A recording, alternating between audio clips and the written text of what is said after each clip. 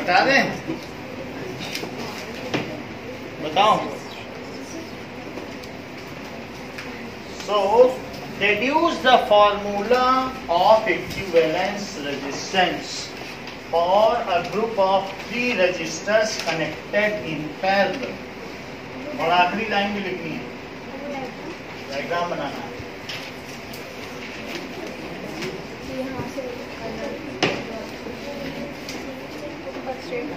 Deduce formula of equivalence resistance connected in parallel combination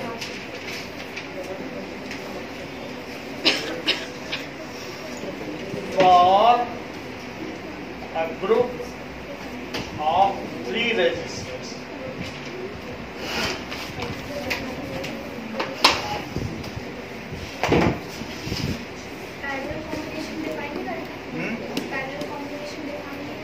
करना होगा, parallel combination तो लिखना ही पड़ेगा ना।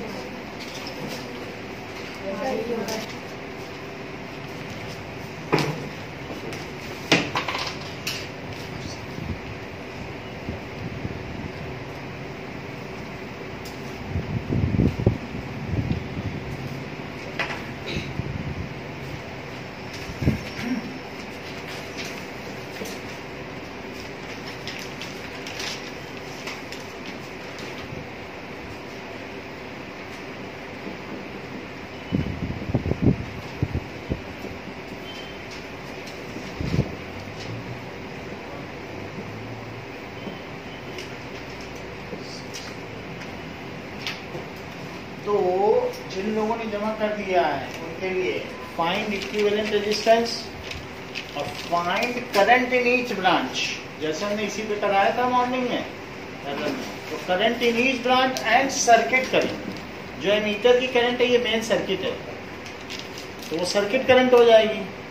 ठीक है, पहली चीज है find that is equivalence resistance.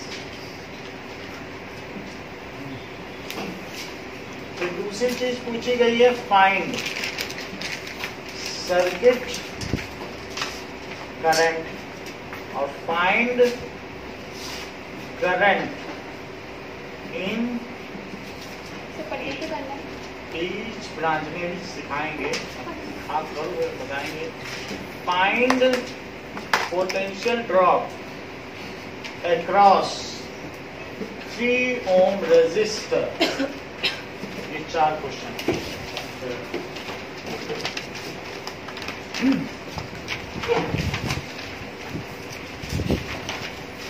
इस क्वेश्चन से हम लोग ये सीख जाएंगे कि किस तरीके से पैरेलल कॉम्बिनेशन को अप्लाई करें।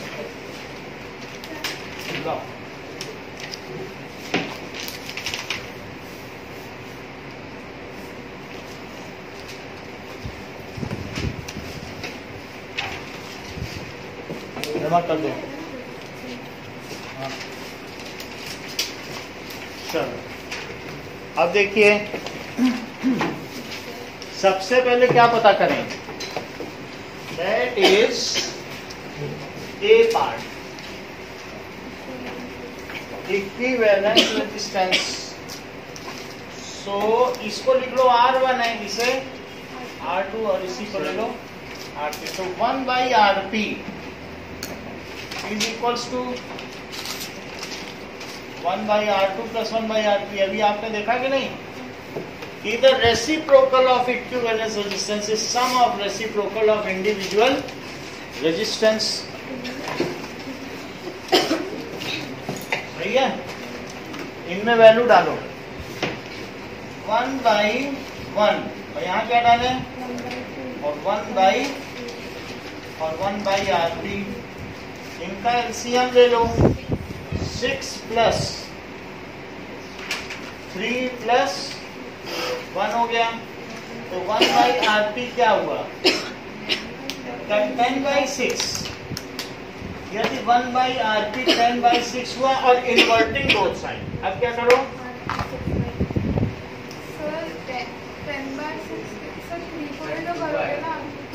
क्या? 2 यहाँ से हमें कितना हो गया? 11 आ गया। 11/6 इन्वर्टिंग बोथ साइड, तो बोलो RP क्या हो गया? 6/11 ओम। तो ये इनका क्या हो गया? इक्विवेलेंस रेजिस्टेंस हो गया। ये क्या जो सबसे कम है, लेसर देन द लीस्ट है, 1 से भी कम है क्या? In parallel combination equivalence resistance is lesser than the least, जबकि सीरीज में क्या था? Greater than the greatest. वो सबसे ज्यादा से भी ज्यादा था। मान लो 1 + 2 + 3 करते तो 6 आता, वो सबसे ज्यादा से भी ज्यादा नहीं होता। और जबकि पैरेलल कॉम्बिनेशन में क्या पाया गया?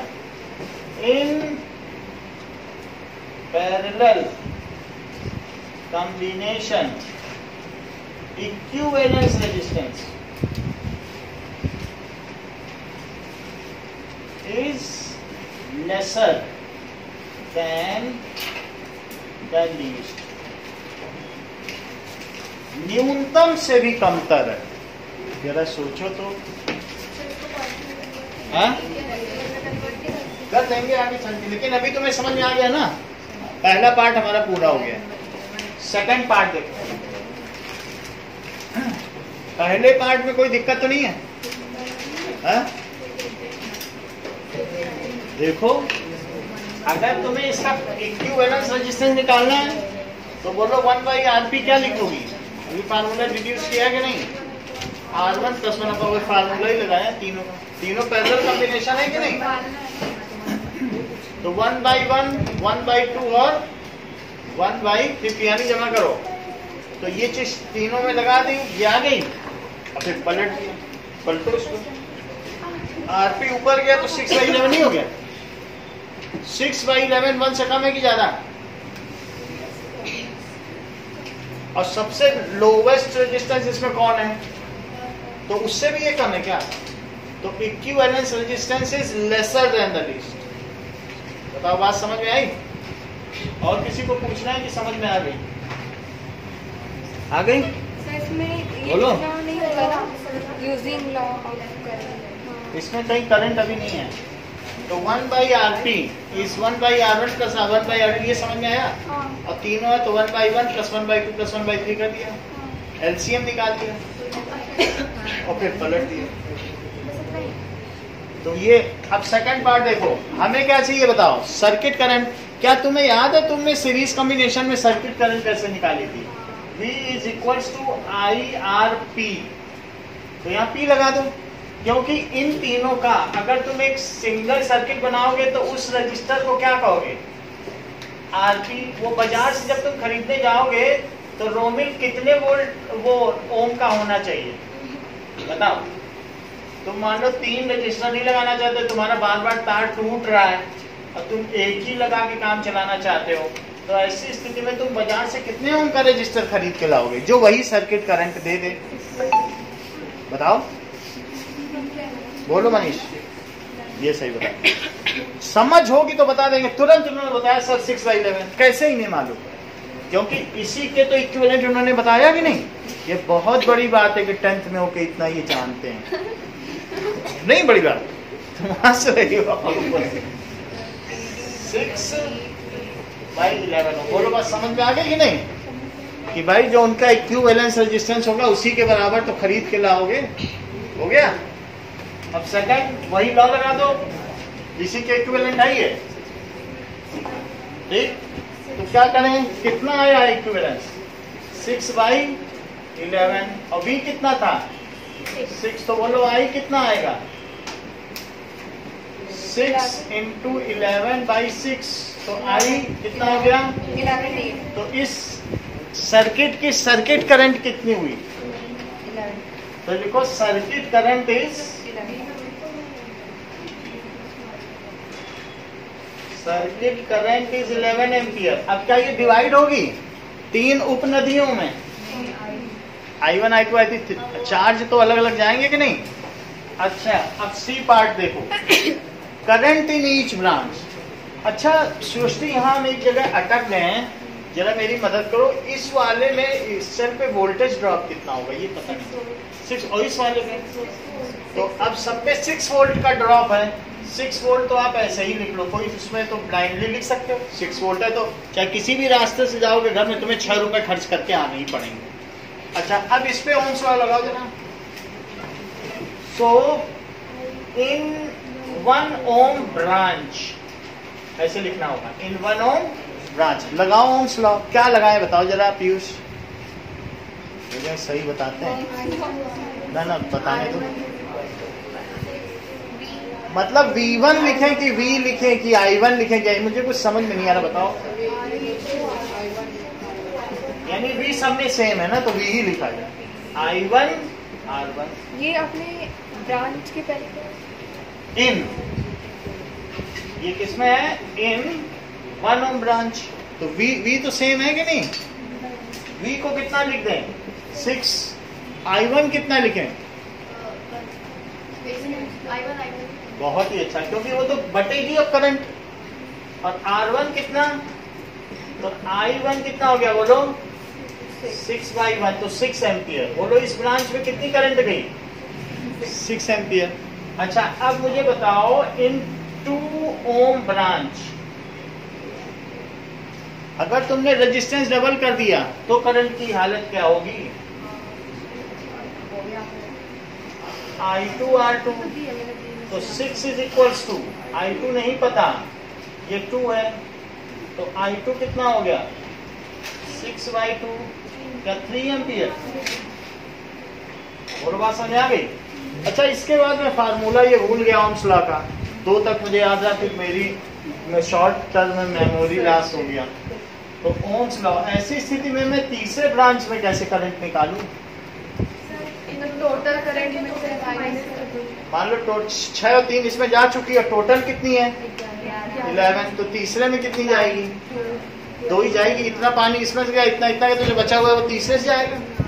तो इन सही ऊपर लिख सकते हैं ना, using ohm's law in dash dash parts. हाँ, ओम्स लॉ लिख दिया, यही है ओम्स लॉ। अब फिर देखो इन 3 ओम ब्रांच, बोलो V is equals to I3R3, तो 6 is equals to I3 into 3, तो इससे क्या हुआ?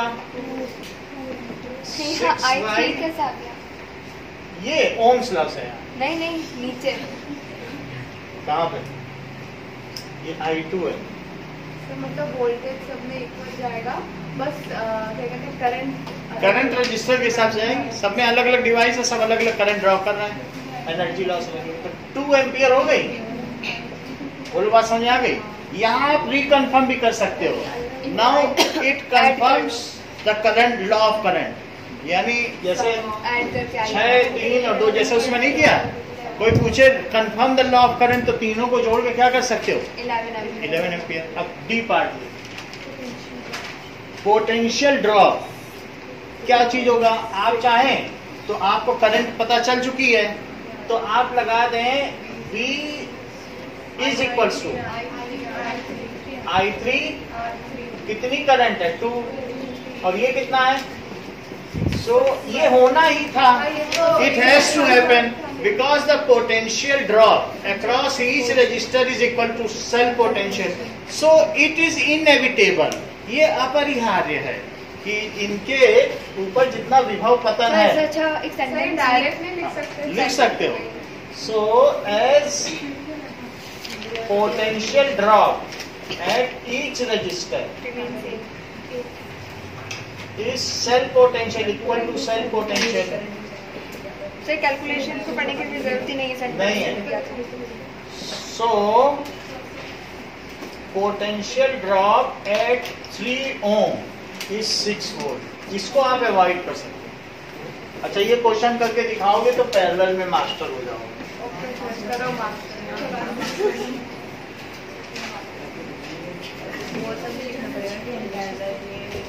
One for my master, one for my meme, and one for the little boy.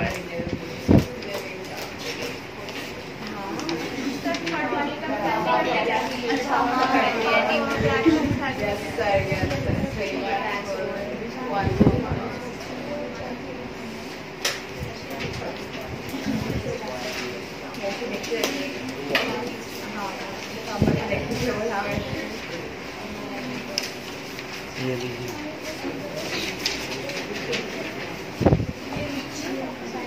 Sir ये डायग्राम डायग्राम तो रहेगा। क्या पता सर लिख दे। भाई क्यों 3 ग्राम छोड़ दिए आप जितना बोलो।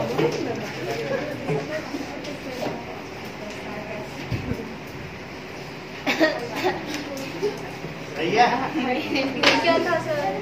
क्या वोल्टेज छिपा दिया आपने कि नहीं तो सब लोग ये जान ना जाए कि सबके 6 वोल्ट कर रहा है। सर मिटाना नहीं सर की एक सर ये सेंटेंस लिखना भी जरूरी है क्या इन पैरेलल नहीं वो आगे की लीजिए। वो जब हम डिफरेंस लिखेंगे ना वो उसके लिए जानकारी दी गई। सर बस सर बी वाले में अगर फॉर्मूले से करें तो सेंटेंस लिख सकते हैं या तो फार्मूले से कर दो या सेंटेंस ज्यादा बेहतर है। सर मैं पहले ही पार्ट पे स्टार्ट करूँगी। हाँ करो।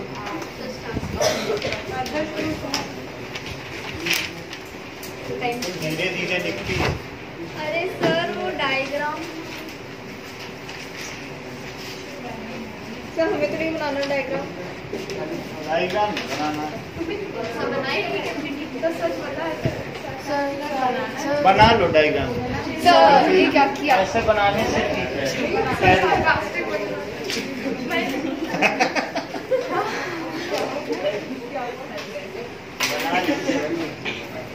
फाइंड द करंट और उसमें अपने मन से I1 I2 ये वैल्यू अपने मन से ला। अरे सर इतना दिया रहेगा एग्जाम समझ लो एग्जाम में इतना दिया रहेगा।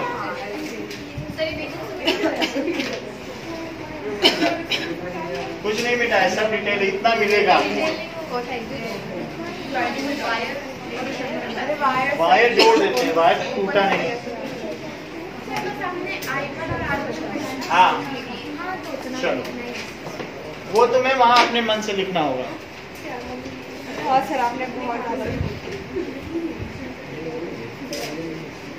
कहाँ पे पहुँची हो? सर बस मेरा पेपर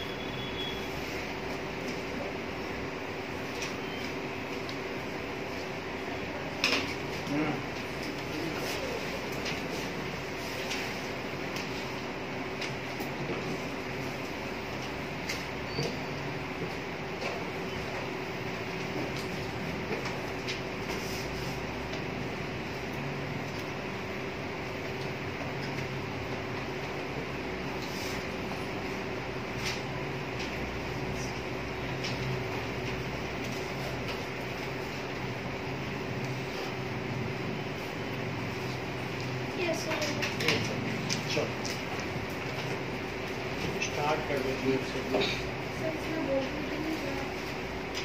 वोल्ट मीटर लगा दो। अरे लगाएंगे कैसे इसमें डायग्राम वोल्ट मीटर थोड़ा खर्चा बढ़ जाएगा।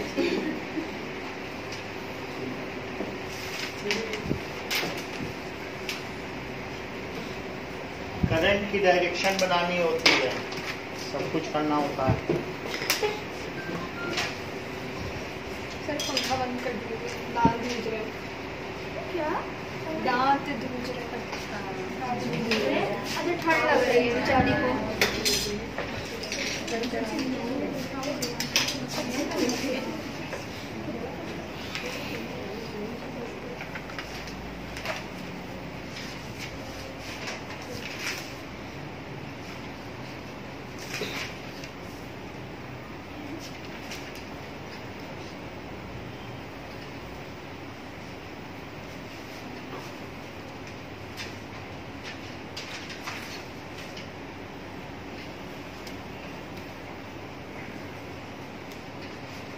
चलो फिर बाद में तुम्हें समझ में नहीं आएगा।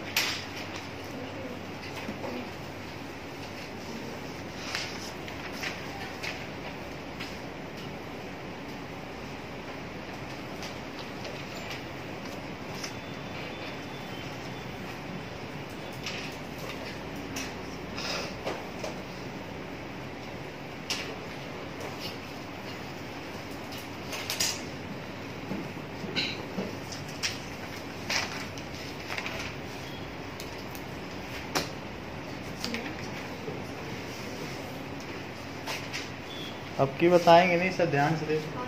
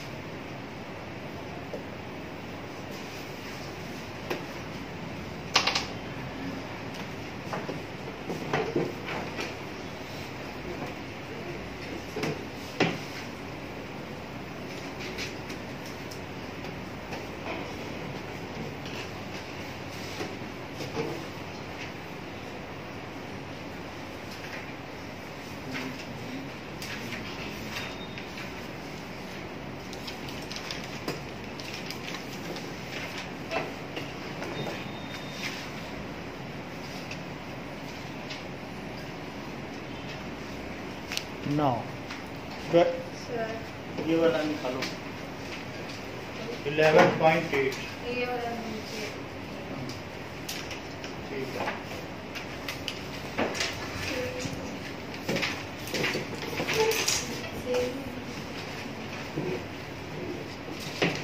वो अलग है ना।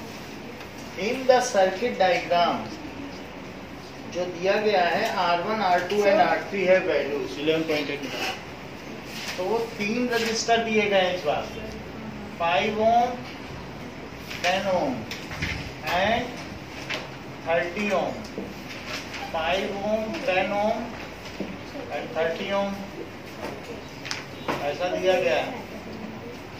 अच्छा which have been connected to a battery और फिर यहाँ एक मीटर लगा दिया गया है और फिर 12 वोल्ट की बैटरी से भी कनेक्ट किया गया है ऐसा दिखाया गया है।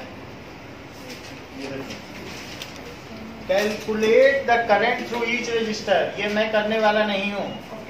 Calculate the current through each register जैसे इसमें किया वैसे ही करना है वैल्यूज बदल गई ना। और क्या पूछा है a that is current through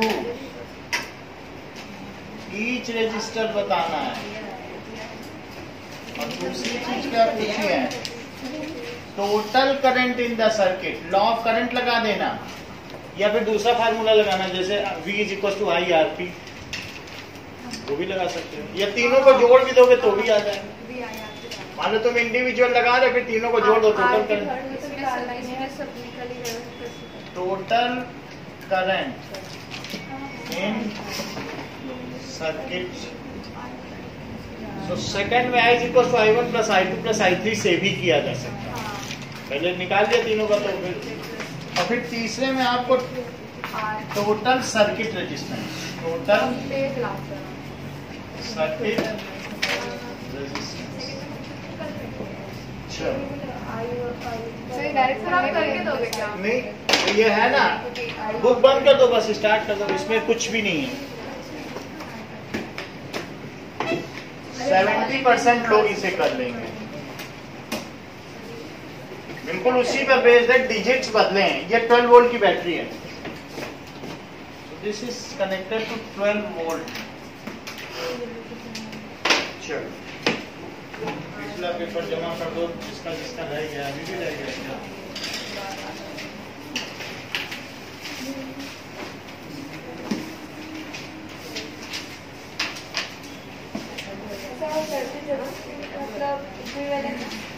circuit resistance जो है मीटर की वैल्यू, ये मेन सर्किट, यही इलेक्ट्रिक सर्किट है, तो इसी का रेजिस्टेंस है।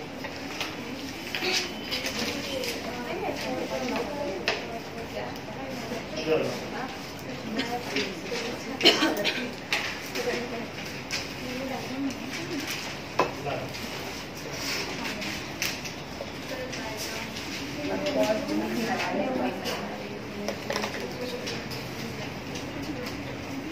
और किसी को देना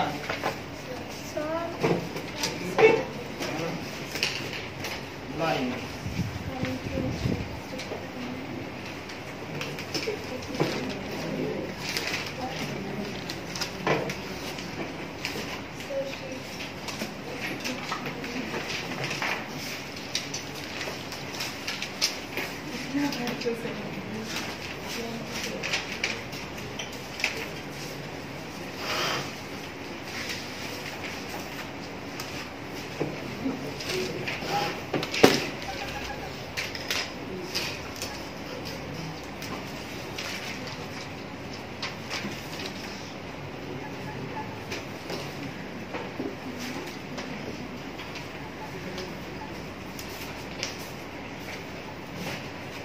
डायग्राम छोड़ देना, छोड़ दे यार, इंफॉर्मेशन का है तेरे पास।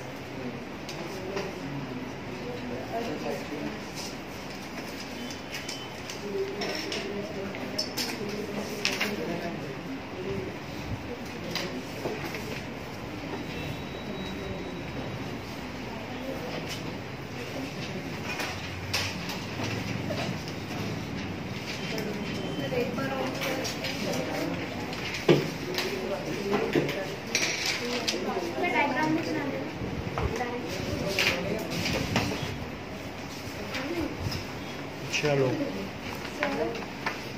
मुझे आंसर में एक बार ओम्स का लिखने चलेगा, बाकी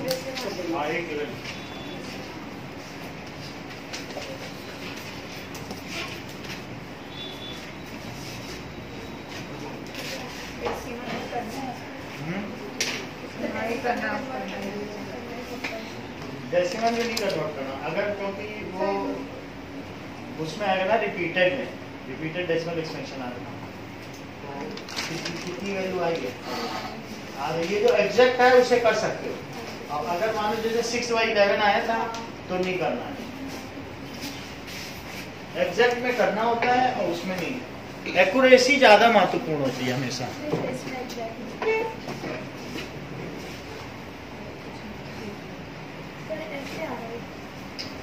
ठीक है, ये सही है।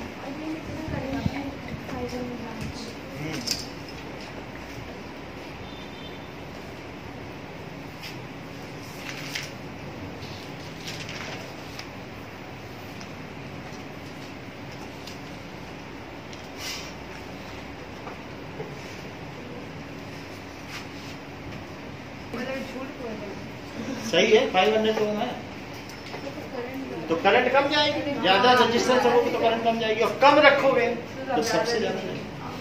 अब कह रहा है कि मुझे यही करंट फिर से पानी है, लेकिन मैं इनकी जगह इस सब को हटा के एक इलेक्ट्रिक आयरन लगाना चाहता हूँ जो मुझे वही करंट दे। ये देख लो, ये इलेक्ट्रिक आयरन बजाज का सही है। तो इस तरीके से इसमें 9 है बीच में, ऐसे करने के लिए कह रहा मुझे वही करंट चाहिए, लेकिन अब मैं क्या करूं, ऐसे सवाल को कैसे किया जाए। कह रहा है what will be its resistance, क्या वो आरपी पूछ रहा है। वास्तव में अगर तुम आरपी निकाल लो तो क्या आरपी वही करंट नहीं दे देगा।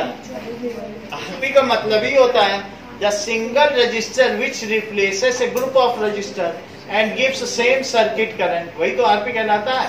तो सेकंड क्वेश्चन में मुझे क्या कर देना चाहिए, क्या इन तीनों का आरपी निकाल लेना चाहिए। चलते चलते आप फर्स्ट एंड सेकंड क्वेश्चन कर देना आपकी छुट्टी। सर इसमें ये था डायग्राम वैसे छुट्टी हम अभी कर देंगे तो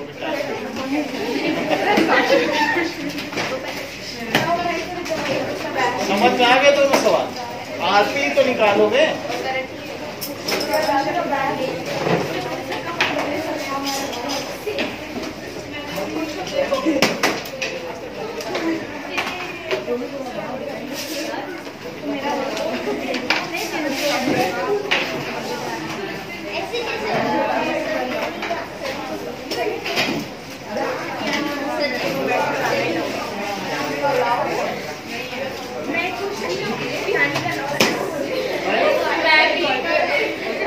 इनके दादाजी नहीं है।